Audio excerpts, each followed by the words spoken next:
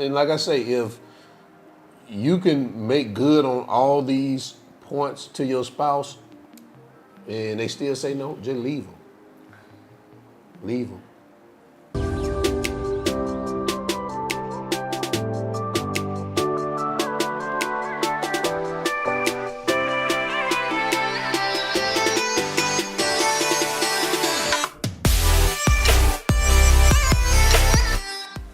Hi guys, welcome back to the channel. On today's video, we are talking about how to convince your spouse to move abroad.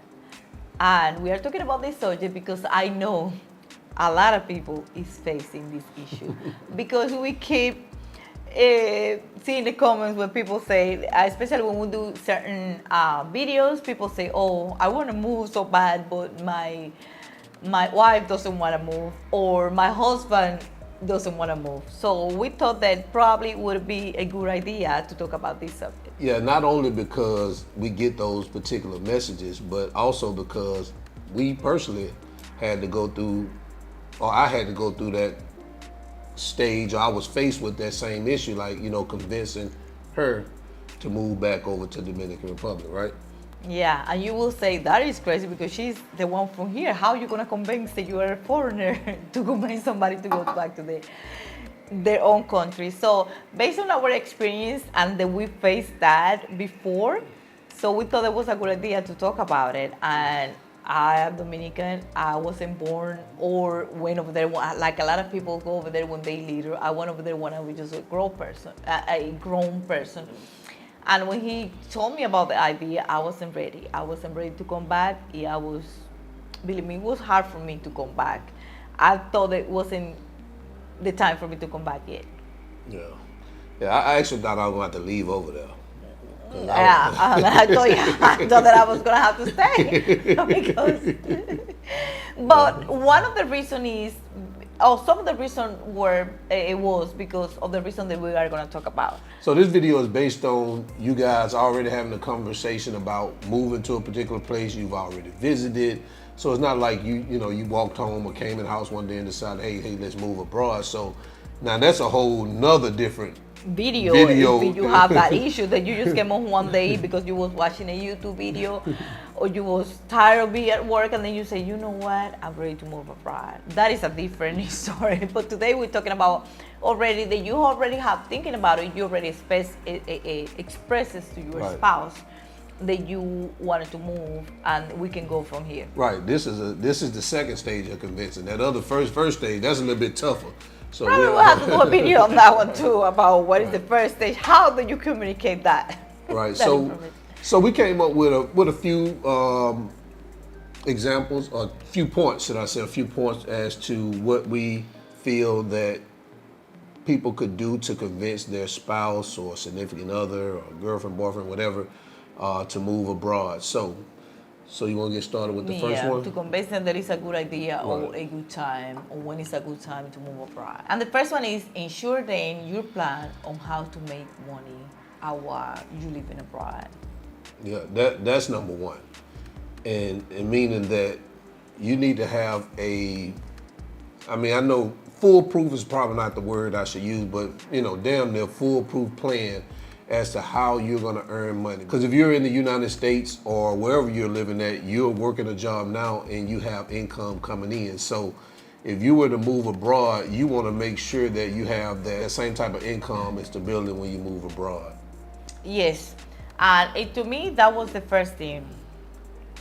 As I'm sure that many people are, when they go and move to the United States, they are looking. And in this point, I know that we're talking about moving abroad can be to any country, not just here. But based on my experience, I can tell from what was my reason, and is that when you move to another country, you are looking, especially if you coming from a low income family.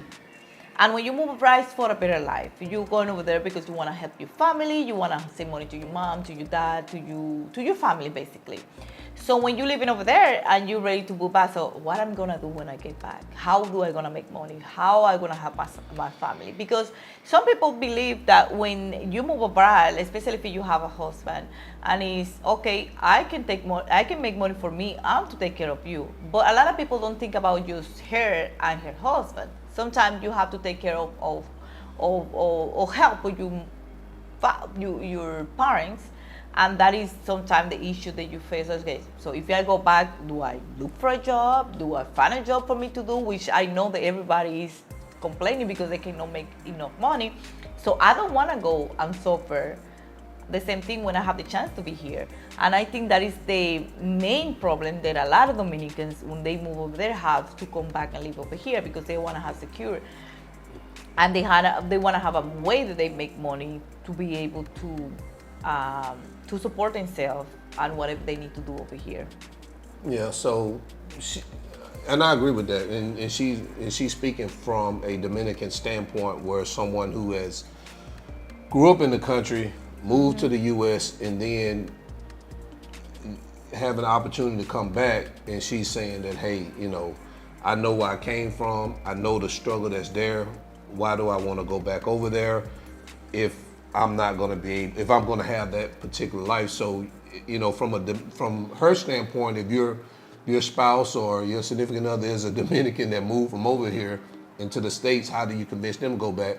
Then, that's her experience. Now, everybody that's looking to move abroad is not Dominican, or they're not, or have the same issues, or doesn't have that issue, or not that nationality. So you may be looking at just two Canadians, two Americans, two Europeans, whatever, trying to move abroad. So it's important that your finances are right, especially when it comes to men convincing a woman, because I can't speak from a woman trying to convince a man, because as men we understand that one thing that women have to have is safety and security. So if your finances are not right and you're asking her to move abroad, then you're definitely gonna get some pushback. So it's really important that you're able to secure the finances first before you even decide to even move abroad. If you were moving by yourself, how men are, we just need the bare minimum. You know what I'm saying? We'll sleep in a shoebox and eat on rice and beans, and get by until we gather our footing. But women ain't gonna live like that. So if you're a man trying to convince your woman, you need to make sure you can assure her that from a financial standpoint that you guys are gonna be taken care of, similar to what she already has currently where you guys are living right now. And people, not everybody have the same situation. Let's say if you are somebody that is already retired, you're receiving a pension, right, you probably won't have that much problem say, oh, how I can make money, because you already know that you're receiving a pension, that you will be able to at least have something that you can go off. Like if you receive $2,500, if you receive $1,500, at least you say, okay, we need to go and to find something that we are able to live out of that. Now, if your lifestyle is higher over there, and you have to downgrade, downgrade. I'm sorry. And you have to downgrade, then that is a different story. But everything is gonna depend on what the people, or what is it that you have in mind, what is it that you wanna do. You wanna have a better lifestyle. You wanna have it's different situation and different different motive that people have to move abroad. So basically, people who have some type of income coming in, like a pension already, you typically don't have to worry about this piece as much as a person who is who earns their living through active income. If you already got a pension or some type of retirement, then this step is pretty much easier for you to convince your significant other that you can financially move abroad. Yes, but then people that don't have that, that security because you have a pension, then you have a different issue. Then you will need to find a way create a way how to make money. If you still have to work online, then you can make money while you're abroad. It is many that we know. It's many ways where people can make online. What we would suggest in that case is that you learn a skill where you can provide service online, and practice it, put it in, how you say, put it in motion, start working online, and then when you already figure out how much money you can make, and then you already everything secure, then you can say, okay, now we're ready to make the move, which is pretty much what we did. Right. So I'm glad you said that, because when we say secure, income, and I don't want to beat this dead horse, because we want to move on, want to make this too long, but you want to make sure it's secure. You don't want to say, hey, I'm gonna move abroad and I'm gonna be Amazon affiliate, and this is how we're gonna make money. If you hadn't actually been an Amazon affiliate, if you're not doing it, then that's not gonna work. And don't say, well, I'm gonna move abroad and I'm gonna start filming videos. If you don't have an audience now, you're not filming videos now, you're not making money through YouTube or social media content right now, then that's not even. I wouldn't even use that as a way of making money. You need to plan. Exactly. That's what I meant. I'm glad you said it. As a plan, you need to make sure that your plan is already in motion. Like she said, in motion. Like when we did it, even though I was working online. I was working online for about almost a year before we actually left, because I started right in the middle of the pandemic, around April or May, and then we actually moved in March of the following year. But we also had income coming in from YouTube, so that money had been coming in for longer than a year. So we had that, and my online income that I was doing social media marketing. So that was in motion for longer than a year. So at that point, we did decide that we was able to go. We didn't look at it like, okay, we've been doing this for 3 months, we got 3 checks, or 6 months, we got 6 checks. Let's move. It was over a year. It was over a year that we knew that we could count on what we could count on what we did. Yeah. So that's our first point. We just think that even just to get the conversation started and the ball rolling with your significant other, make sure that money good. Because if that money ain't good, it will be very difficult. It's gonna be very difficult. Yep. So having said that, let's move to the next point. And the next point is convince then her or him that the lifestyle will be better or different. No, better. Let's say that. I like better. Yeah. And when I say convince them, I ain't mean lie to them. You know what I'm saying? Really? I said show them a different. Show them. Sometimes you get into the, oh, I'm ready. I ain't ready to move. I'm ready to move. That you are not even able to see. How you say? How people say? You are not able to see further than what you already thinking. Like you can even see, because you are so stuck in what you think is gonna be, that you can even see, like, okay, I can do this, I can do that, they can be better. Right. Right. Yeah. So again, you want to make sure that you can foresee the lifestyle. Like I personally, knew that our lifestyle would be better living here than it was over there, and really it was based on, point number one, the income. And then also you take in consideration the cost of living.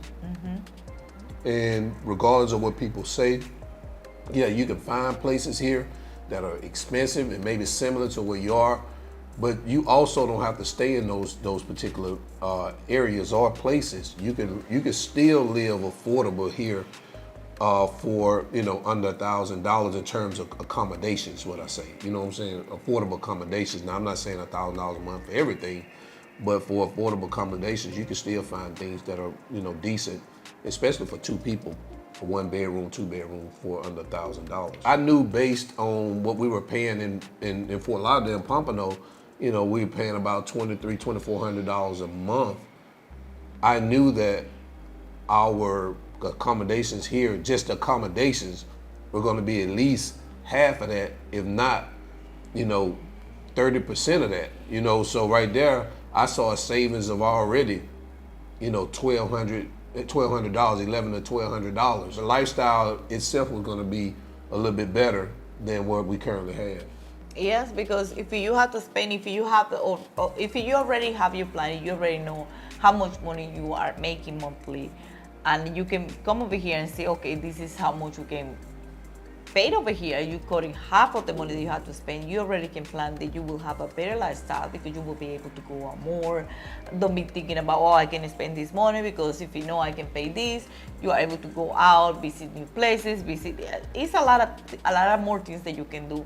And in fact, that is what we are doing. I'm not saying that over there we weren't doing nothing. We was able to go to restaurant, but we was going to restaurant once in a while, just go out having dinner and then come back home, and that was it. Versus what we're doing over here, we are able to enjoy ourselves more. We go out to restaurant, we go to rivers, we go to waterfalls, we go to visit a small towns. So we are able to move around more and enjoy life more here. Right. So, and just to add to that, like I said, we was paying about, I think it was around 2,200 maybe before we left, but it was going up. I think it was going up to 23, somewhere around there. So even if you have the same type of income, and you say, okay, I can still afford $2,200 a month. You know what you can get over here for $2,200 a month? The apartment that you're living in Florida, or maybe New York, or Miami, and those in LA, where you're paying that type of money at, those are small apartments, small accommodations. Here, you can get something really, really nice. So at that point, you are upgrading your lifestyle. Your lifestyle is even better. And you have to pay less. And you pay less, what I'm saying? Well, that was just saying, even if you pay the same amount. So we pay, like we were paying 22. We took that 2,200, we pay here, we'll have a better. Okay, yes, I understand. Yeah, if you want to pay the same amount, right. You will get a better place that you will go Right, to. right. Yeah, It'll be better than what you pretty much had with yours. So yeah, convince them that, hey, your lifestyle will be better. Mm-hmm. Yeah.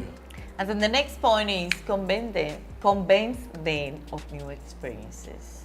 For example, new language. If you move into a country that doesn't speak your native language, then your experience, you get to learn a new language. Even though for some people that can be negative. They can be negative because they can get frustrated when people can understand, but that also can be something positive. Right. You learning something new, you are getting into something new that if sometimes forces you to learn a new language. Sometimes we would say we don't have time, I'm too old for that, but that can be something that you can enjoy. Right, yeah, and we've had people that actually, and not many, but I think I can remember maybe 2 or 3 people who have, messaged us or spoke to us and said that the language was an issue for them. They love the country, but the language they just couldn't get to the language, and they didn't feel like trying to learn it. Mm-hmm. And that they were heading over to Africa. But you can imagine that if you are somebody, like for example, if you are somebody that is already retired, that you are not thinking to come over here to work. So if you aren't doing anything, what can be better to start learning something new, even if you but that's something that make you meet people, right. Enjoy, go out, talk. You just get together with some other people. Right, keep your brain. Mm-hmm. Brain working and occupied. Right. So another example of how to say meeting new people, which I just mentioned, and that is another example of going to a new place. Right, when you learn the language, it opens up your world and you meet new people. Well, a lot of times you meet a lot of good people that are living abroad. Typically when you're abroad, you pretty much a lot of the times you meet people that are like-minded like you. Because obviously, one thing you guys got to come that you decide to move abroad.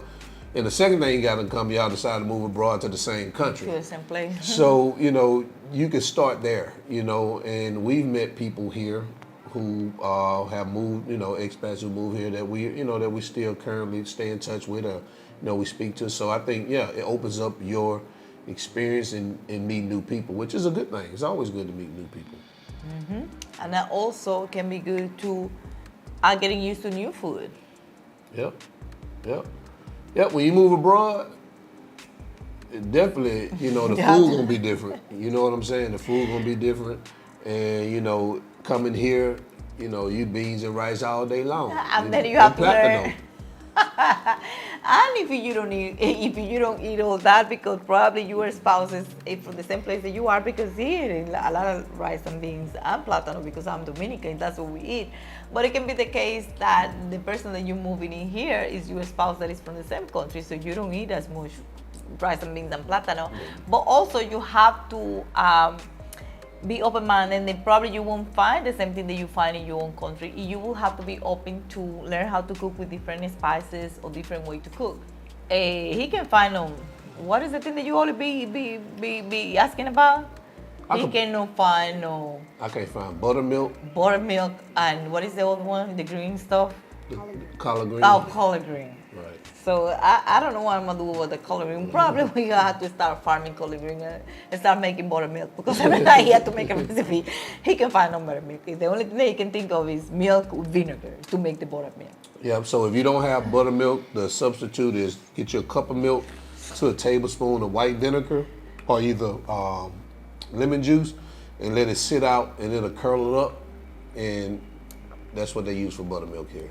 Not a good substitute, but hey, You have to make it work. you gotta make it work. Yeah, exactly. So if you move abroad to a country where they don't have what you normally use, then you will have to be open to find other things that you can cook and learn some new things, Right. which is good. That is negative.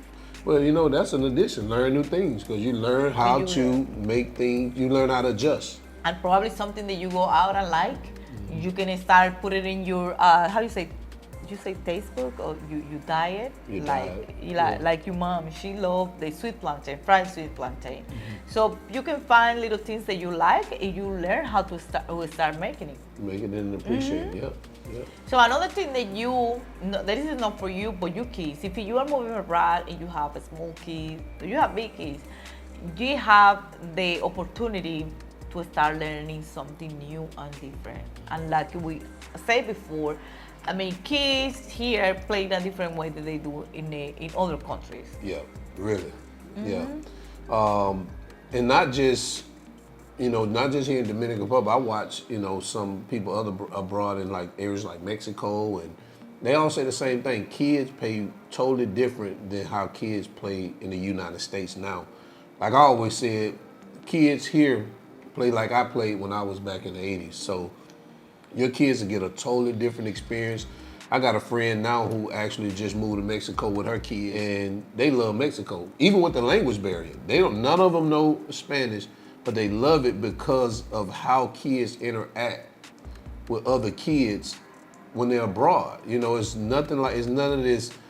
And I'm not saying bullying doesn't go on, but it's not a lot of bullying and things like that. It's not in the same capacity. I will not say, because I heard something like it is not like it was before. Like when I was growing up, I say I never heard about no bullying, and I hear people telling me it's not like it was when you was growing up. You can find some things, but it's not on the same level.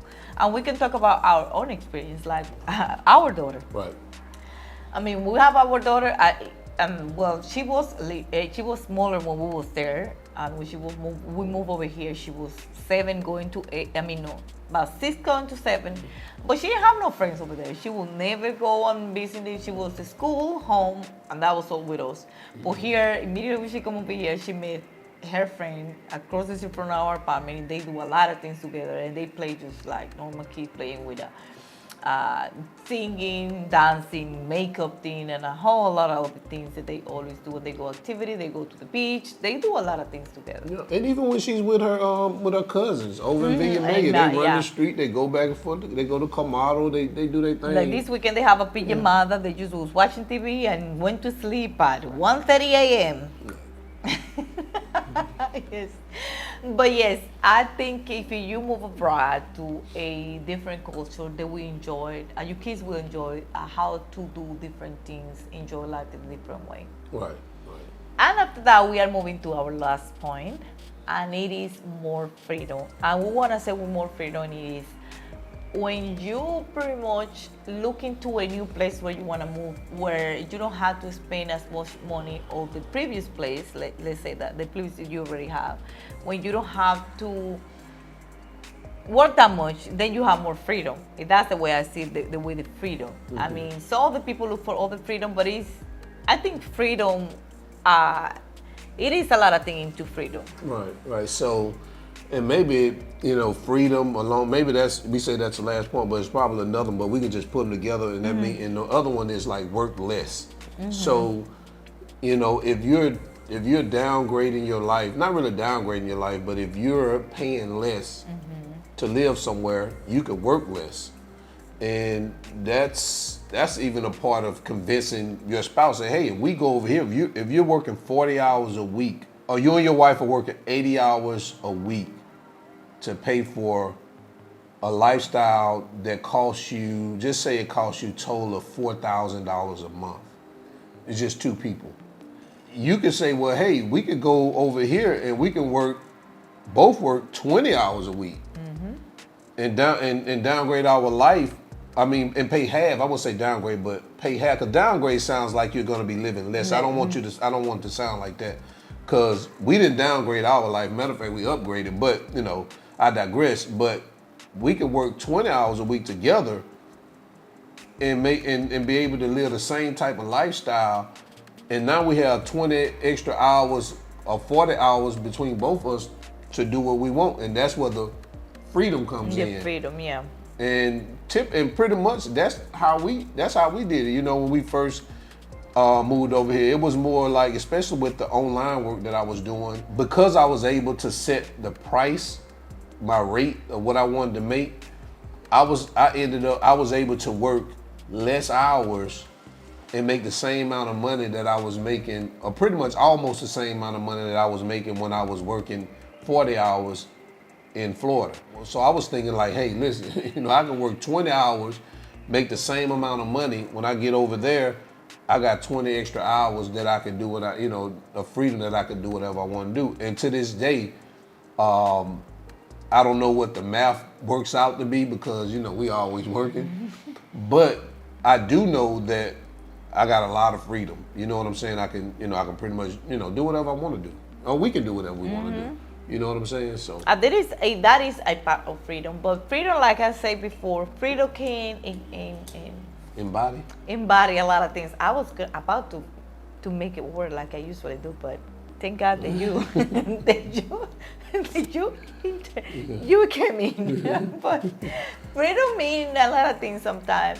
And what about all the freedom that you say that you feel when you go out and have a couple of drinks, and then you don't have, you're scared that you're driving with a couple of drinks? That's another freedom. Yeah. So it is a lot of type of freedom that you feel like when you move abroad. What thing can be bad or not that bad? Yeah, I'm not saying that is the right thing to do, but sometimes you're just happy that you are able to do certain things.